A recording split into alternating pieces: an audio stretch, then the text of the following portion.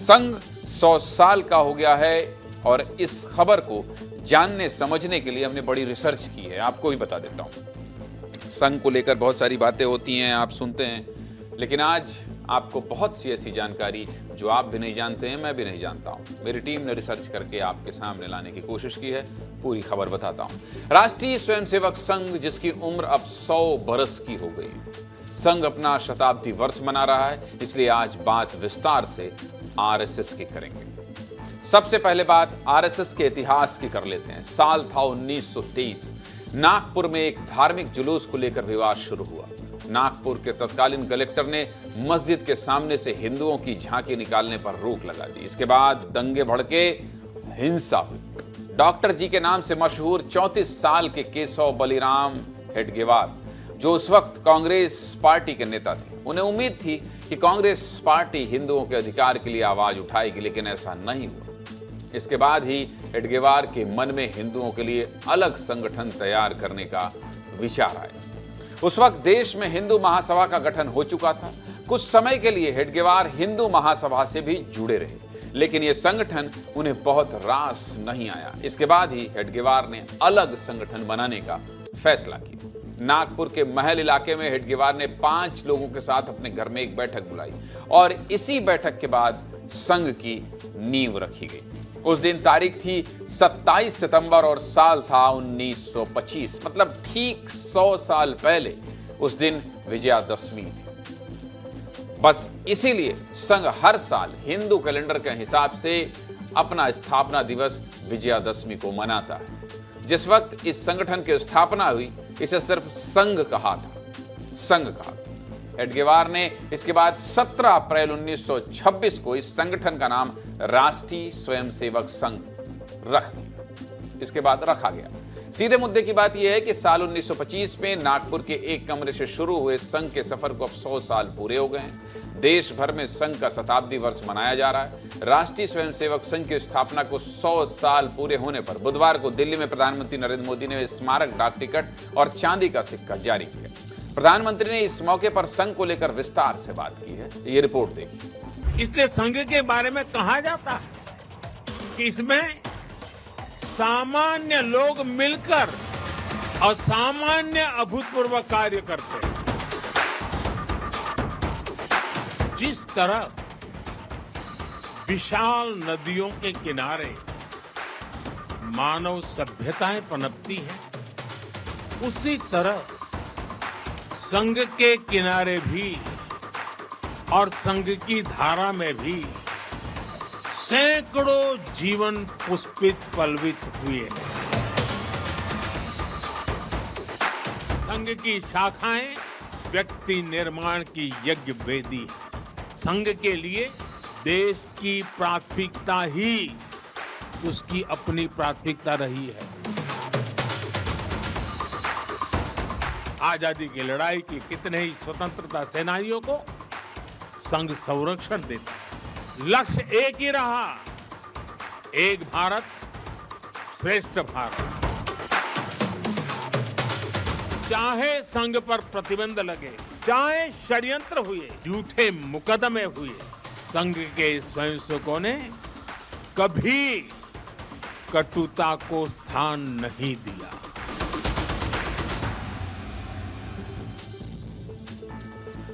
संघ के स्वयंसेवकों ने कभी कटुता को स्थान नहीं दिया है। कौन कह रहा है? प्रधानमंत्री नरेंद्र मोदी कह रहे हैं। शताब्दी वर्ष पर प्रधानमंत्री ने क्या कहा है सुना दिया, लेकिन इस 100 साल के संघ के प्रमुख कौन कौन रहे हैं, इसकी जानकारी आप जानना चाहते हैं, विस्तार से समझना चाहते हैं, तो चलिए इस पर भी बात कर लेते हैं। जरा दिखाइए। स्थापना से लेकर अब तक यानी 1925 से 2025 तक संघ के 6 प्रमुख हो चुके हैं, जिन्हें सर संघ चालक कहा जाता है।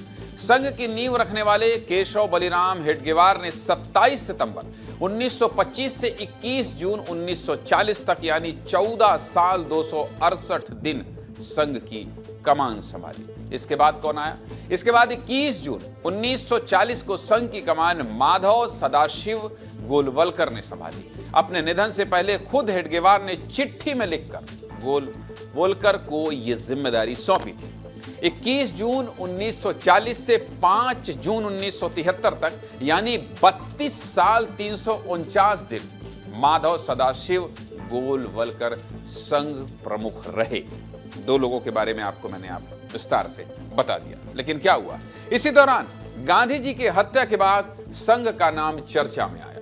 1948 में तत्कालीन नेहरू सरकार ने आरएसएस पर प्रतिबंध भी लगा दिया, लेकिन तत्कालीन गृह मंत्री सरदार वल्लभ भाई पटेल ने महात्मा गांधी की हत्या के 8 दिन बाद ही प्रधानमंत्री जवाहरलाल नेहरू को पत्र लिखकर यह बता दिया कि गांधी जी की हत्या में आरएसएस की कोई भूमिका नहीं।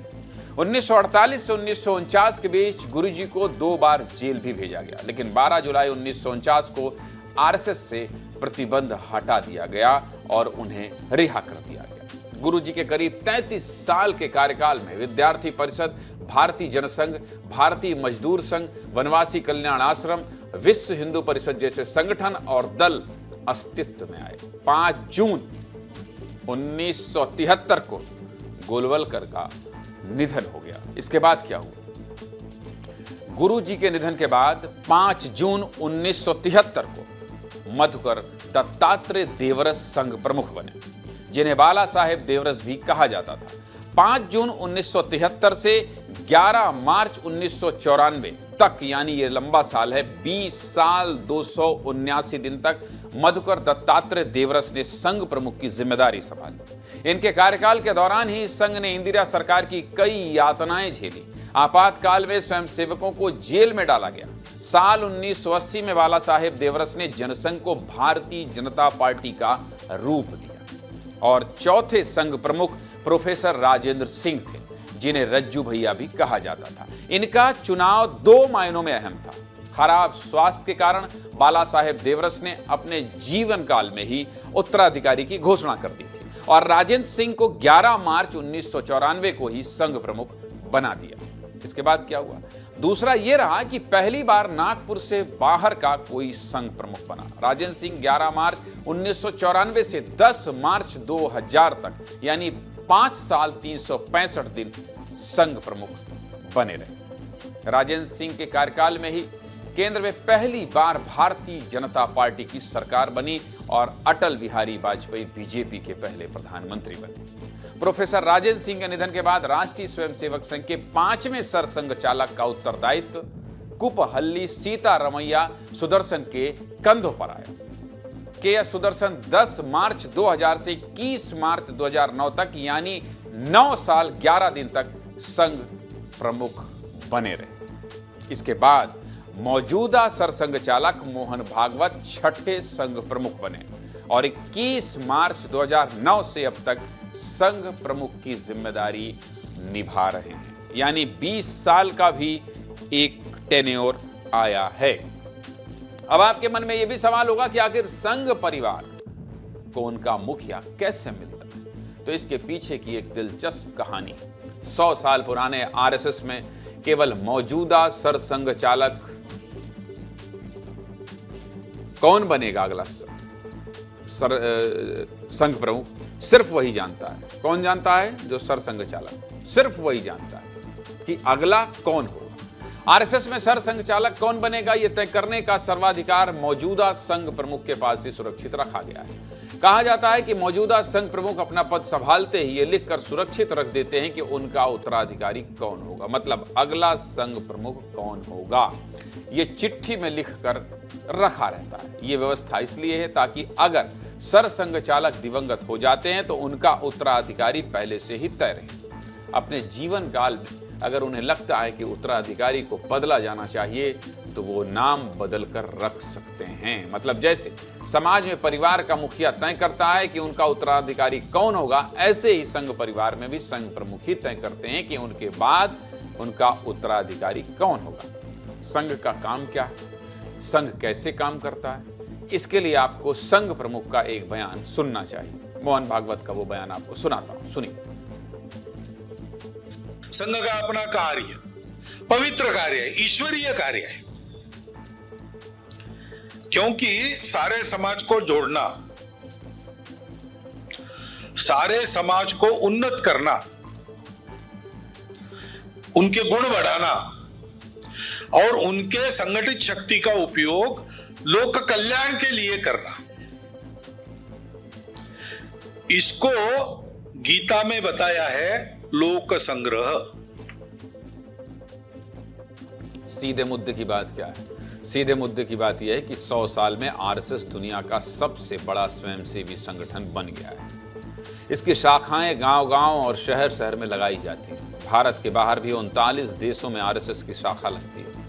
आरएसएस अपना 100 साल पूरा कर लिया है, इसलिए विस्तार से आज बात आरएसएस की कर रहा था।